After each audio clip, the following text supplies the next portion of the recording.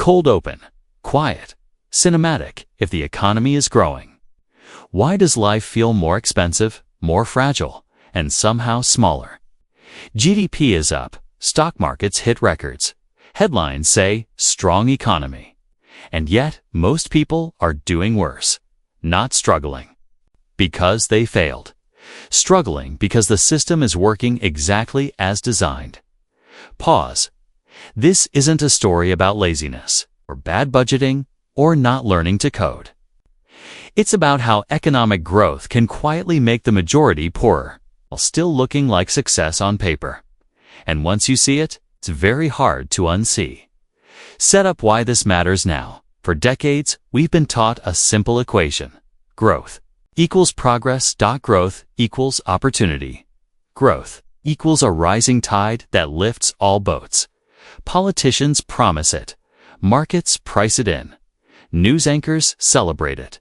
But right now, something feels off. Real wages barely move. Housing eats entire paychecks. Healthcare, education, insurance all climb faster than income. Meanwhile, profits soar. Asset owners thrive. Executives are rewarded for creating value. So the question isn't whether the economy is growing, it is. The question is, who is that growth actually for? Step by step, how growth is supposed to work. Let's start with the clean version. The version in textbooks. The version everyone agrees with in theory. Economic growth means we produce more goods and services. More output means more income.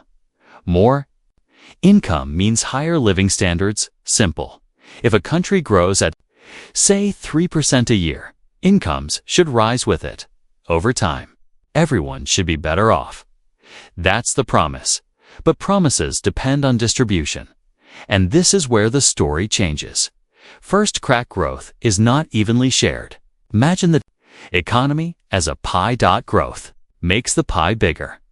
But it says nothing about how the slices are cut. If one person gets a larger knife, the pie can grow forever and most people still get crumbs. Over the last 40 years, that's exactly what happened in many developed countries. Productivity kept rising. Workers produced more value per hour than ever before, but wages didn't follow in. The US, for example, productivity roughly doubled since the late 1970s. Median wages barely moved when adjusted for inflation. The extra value went somewhere else, not into paychecks, into profits, into asset prices, into executive compensation. Growth happened, sharing did not.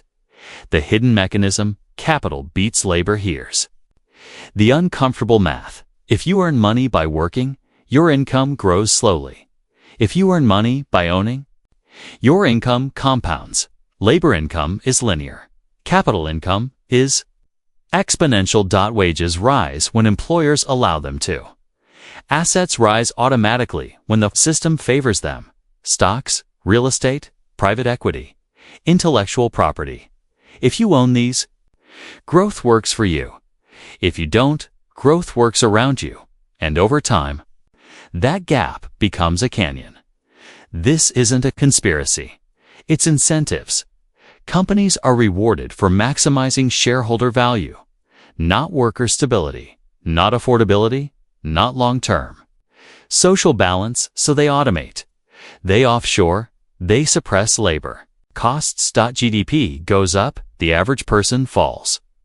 Behind irony, growth through cost extraction, here's the quiet irony. Some of the fastest growth comes from making essentials more expensive. Housing growth often means higher rents, not more homes. Healthcare growth often means higher bills, not better outcomes. Education growth often means more debt, not more learning. From a GDP perspective, a $500 rent increase is growth. A surprise medical bill is growth. More money changed hands, but your life didn't improve. It narrowed growth measured activity, not well-being. Public hype versus lived reality. Listen to how growth is discussed publicly. Strong consumer spending, robust labor market, healthy demand. Now, Translate that, strong consumer spending often means people are using credit. A. Robust labor market often means multiple jobs per household. Healthy demand often means no alternative. The economy looks vibrant best. People are running faster, just to stay in place. And when they slow down, the system calls it a crisis. The debt layer growth pulled from the future. There's another trick. When wages stagnate, but prices rise, growth doesn't stop. It moves into debt. Credit cards, student loans, mortgages stretched over decades. Debt allows consumption to continue even when income can't support it, so the economy grows. Today be borrowing from tomorrow. That growth looks real. It feels real until repayment arrives. And repayment always arrives. Escalation: why this accelerates. Over time, this dynamic doesn't stabilize, it compounds. Asset owners gain more leverage, workers gain more exposure. When asset prices rise, owners borrow against them. When workers fall behind, they borrow to survive. Both are called participating in the economy. Only one builds security. Over time, growth becomes less about producing more rent, more about extracting more, higher fees, higher rents, higher interest. The economy grows by tightening the screws. Wider perspective, historical lens. This isn't new. Late-stage empires often show strong headline. Growth right before instability.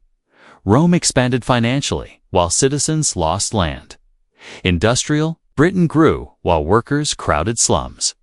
The 1920s roared, right up until they didn't single quotes.